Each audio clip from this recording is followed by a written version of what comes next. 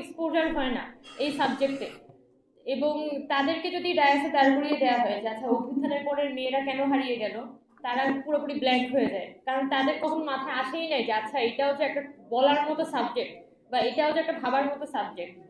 তো মানে এই যে মানে পুরুষরা কিন্তু এই সাবজেক্টটা থেকে বঞ্চিত থেকে যাচ্ছে, এবং আমরা নারীরাই যারা বঞ্চিত তারাই প্রতি মুহূর্তে খালি হচ্ছে বলে যেতে হচ্ছে যে আচ্ছা আমরা তো বঞ্চিত, আমাদেরকে ইয়ে করো। তো সবকিছু মিলে এটার এই আয়োজনগুলো, নারী সংক্রান্ত আয়োজনগুলো যেখানে নারী পুরুষ সকলের জন্য হওয়া দরকার ছিল, মানে সমাজের স্বাভাবিক ধারাতেই বা রাজনীতির স্বাভাবিক ধারাতেই নারী বিষয়ক আয়োজনগুলো শুধুমাত্র নারীদের কনসার্ন করে হয়, শুধুমাত্র নারীরাই সেখানে অংশগ্রহণ করে, নারীরাই বক্তব্য রাখে, এবং নারীরাই হচ্ছে যে যেন এই টপিকগুলোর একমাত্র হিস্সাদার, মানে এখানে এটার সাথে পুরুষের আসলে কোনো সংযোগ নেই। রান্নায় আমার ভালোবাসা Jamuna gas stove. Jamuna gas stove, আধুনিক, নিরাপদ ও দীর্ঘস্থায়ী। এমন ভাবে সোসাইটির কাছে জিনিসটা উপস্থাপন করার অনেক ধরনের চেষ্টা, এবং রাজনৈতিকভাবে এই চেষ্টাটা হয়। গত 5 আগস্ট পরবর্তী সময়ে এখানে কিন্তু আমরা মেয়েরা যখন নিজেদের মধ্যে কথা বলতাম, এখানে অদিতি আছে, আমরা যখন কথা বলতাম তখন কিন্তু আমাদের মধ্যে কানাঘুষাটা ছিল যে মেয়েদেরকে আসলে নানানভাবে সাইড করে ফেলা হচ্ছে, কিন্তু আমরা কখনো সেগুলো পাবলিকলি বলি নাই, কারণ অভ্যুত্থান পরবর্তী সময়ে আমাদের ওভারঅল বাংলাদেশ যে ধরনের একটা ক্রাইসিসে পড়েছিল, ভয়াবহ আনস্টেবল একটা দেশ, এখানে সবাই নিজের নিজের দাবি দাওয়া নিয়ে রাস্তায় হাজির হচ্ছে, সেখানে আমরা মেয়েরা আলাদা করে কখনোই আমরা এখানে নিজের হিস্সা বা কখনোই না আমার হকটা দিতে হবে এই সেন্স থেকে আমরা কখনো কিন্তু হাজির হইনি। অভ্যুত্থান পরবর্তী সময়ে নারীরা যে অভ্যুত্থান পরবর্তী সময়ে হারিয়ে গেছে এই আলোচনাটা কিন্তু সামনে এসেছে নভেম্বর মাসের পরে, প্রায় নভেম্বরের মাঝামাঝি বা শেষ দিকে। এটা থেকেই বোঝা যায় যে নারীরা আসলে কি ধরনের কনসিডারেট। সে কিন্তু নিজের হকটা, সে নিজের যে হকটা, তার যে অংশীদারিত্ব সেটাকে বিসর্জন দিয়ে সে চাচ্ছে যে না দেশটা ভালো থাকুক, আমার এখানে নিজেরটা লাগবে না।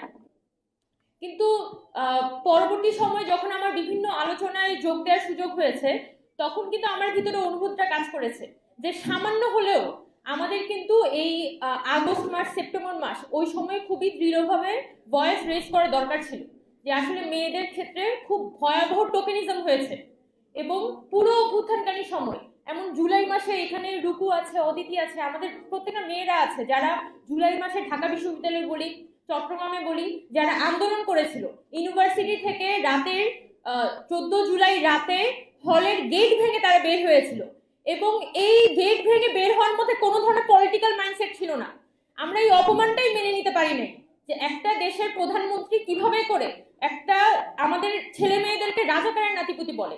এটা খুবই স্বতঃস্ফূর্ত, খুবই হিউম্যানিটেরিয়ান জায়গা থেকে আমরা কিন্তু এই অনুভূতিটা আমাদের মধ্যে তৈরি হয়েছিল। যদি আমরা এতটুকু পলিটিক্যালি হিসাব নিকাশ করতাম, আমরা নারীরা অ্যাজ এ কমিউনিটি আমরা যদি এতটুকু পলিটিক্যালি হিসাব নিকাশ করতাম তাহলে নারীরা কিন্তু মাঠে থাকতো না, কারণ আমরা অনেকেই বুঝতে পেরেছিলাম যে 5 আগস্ট পরবর্তী সময়ে বিষয়গুলো এরকম হবে, নারীরা সাইডলাইন হবে, কিন্তু আমরা সবাই যার যার জায়গা থেকে এখানে ছিলাম, কারণ থাকাটা দরকার ছিল নিজের দেশের জন্য।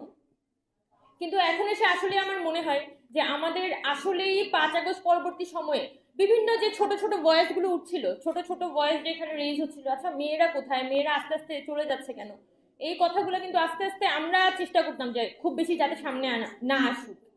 কিন্তু প্রায় অক্টোবর মাস বা নভেম্বর মাসের দিকে আমরা খেয়াল করি যে আমরা যখন নারীদের জায়গা থেকে আমরা অ্যাজ এ ফিমেল আমরা যখন কনসিডারেশনটা দেখাচ্ছি, আমাদের মেল কাউন্টার পার্টরা কিন্তু ওই কনসিডারেশন দেখাচ্ছে না, তারা সেটার সুযোগ নিচ্ছে, এবং তারা যেটা চেষ্টা করছে অ্যাজ এ হোল নারী কমিউনিটি যেখানে অবদমিত হয়েছে সেই আলাপ আলোচনাগুলোকে দমিয়ে দিতে বা খুবই নারী সেন্ট্রিক করে রাখতে, যাতে শুধুমাত্র নারীরা এটা নিয়ে কথা বলে, এটার সাথে পুরুষদের আসলে কোনো সংযোগ নেই। তো এই বাধাগুলোকে ভাঙাটা আসলে অনেক বেশি গুরুত্বপূর্ণ। জাতীয় নাগরিক কমিটি এখানে দিনাজপুরে যে উদ্যোগটা নিয়েছেন যে আচ্ছা মেয়েদেরকে অন্তত একসাথে নিয়ে আসা, মেয়েদের কথাগুলো সামনে আনা, এর মধ্যে বিচ্ছিন্নভাবে অনেকগুলো প্ল্যাটফর্ম থেকে কিন্তু আলাপ আলোচনা হয়েছে, অনেকগুলো প্ল্যাটফর্ম কিন্তু এই মেয়েদের বিষয়টা নিয়ে কাজ করতে চেয়েছে, কিন্তু আমাদের যেটা প্রাথমিক আলাপ, আমরা যেটা একদমই ভিতর থেকে ফিল করি যে পদ পদবি এইগুলা দিয়ে আসলে নারীকে সিগনিফাই করা, এইটা হচ্ছে একটা ডিফারেন্ট ব্যাপার। কিন্তু আমি যখন মিছিলে যাচ্ছি আমি যখন একটা পুরুষের সাথে একটা টেবিলে বসে কথা বলছি, আমি যখন একটা মিটিং রুমে বসে মিটিং করছি, ওই মিটিংয়ে আমাকে একটা মানুষ হিসেবে সম্মানিত করা হচ্ছে কিনা, এটা খুব গুরুত্বপূর্ণ, যেটা আমরা আমাদের পলিটিক্যাল ফিল্ডে দেখি না। প্রত্যেকটা মুহূর্তে আমার এতবার অনুভব হয়েছে, আমি একটা মানুষ, মানে আমি সারা জীবন হয়তো পড়াশোনা করেছি, ভালো স্কুল কলেজে পড়েছি, সবসময় নিজে মেরিটোক্রেসির ভিত্তিতেই কিন্তু উঠে এসেছি। পরবর্তী ঢাকা ইউনিভার্সিটিতে এসেছি, এখানে বায়োকেমিস্ট্রি পড়েছি। কখনোই আমার কাছে মনে হয়নি যে আমার কাছে কখনো ওমেন কার্ড আমার খেলতে হবে, কারণ আমার মনে হয়েছে আমার অতটুকু যোগ্যতা, অতটুকু মেধা আল্লাহ তাআলা আমাকে দিয়েছে যে আমি নিজের মানুষ হিসেবে আমি অনেক দূর পর্যন্ত যেতে পারবো। কিন্তু এই অভ্যুত্থান পরবর্তী সময়ে আমি খুব অ্যাবসার্ড ভাবে লক্ষ্য করলাম, প্রত্যেকটা মেয়েকে এখানে নানানভাবে পিক করা হয়েছে এবং নানানভাবে তাকে থেকে হিউমিলিয়েট করা। আচ্ছা মেয়ে তো সেই হিসেবে সামনে চলে আসছে, বা মেয়ে তো তার অতটুকু যোগ্যতা নাই, তাকে কোটায় চলে আসছে, এইভাবে প্রতি মুহূর্তে একটা হিউমিলিয়েশনের মধ্যে ফেলা।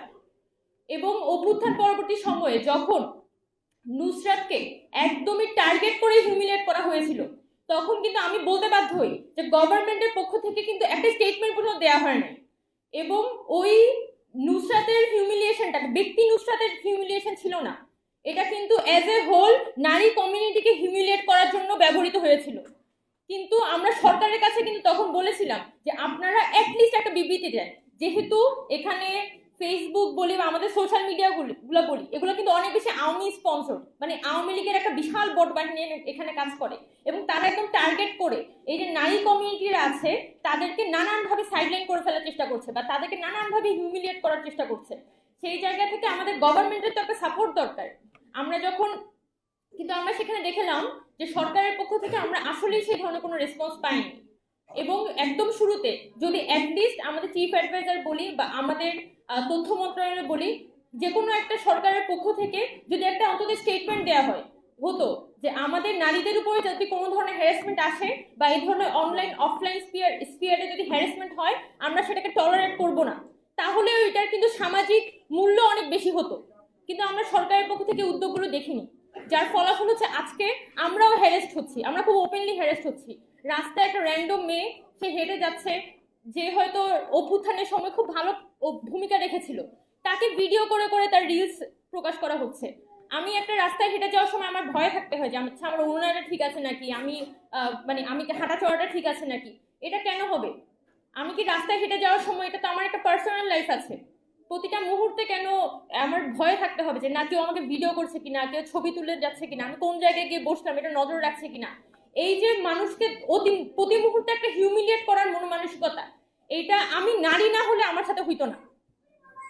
তো সেই জায়গা থেকে আজকে অনেক কথা হয়তো আমাদের সবারই বলার আছে। আপুরা যখন কথা বলছেন সবাই কিন্তু বলছিলেন, এবং আমরা যখন এই যে আমাদের নারী হিসেবে যে বঞ্চনার শিকার, এই কথাগুলো যখন বলি, আমরা কোনো পলিটিক্যাল পারপাস থেকে বলি না, আমাদের পুরো এটা থাকে, আমাদের ভিতরে যে অনুভূতিটা এটা বলার একটা জায়গা হলেও থাকুক। কারণ প্রতি মুহূর্তেই তো আসলে ঘটনাটা ঘটে, এটা কোথাও না কোথাও রিলিজ করতে হয়। তো হয়তো আজকে আমরা এই প্ল্যাটফর্মে এসে আমরা যারা মেয়েরা আছি তারা কিন্তু নিজেদেরকে কিছুটা রিলিজ করার একটা সুযোগ পাচ্ছি, এটাই। তো আমি আশা করি যে জাতীয় নাগরিক কমিটি আছে এখানে, তারা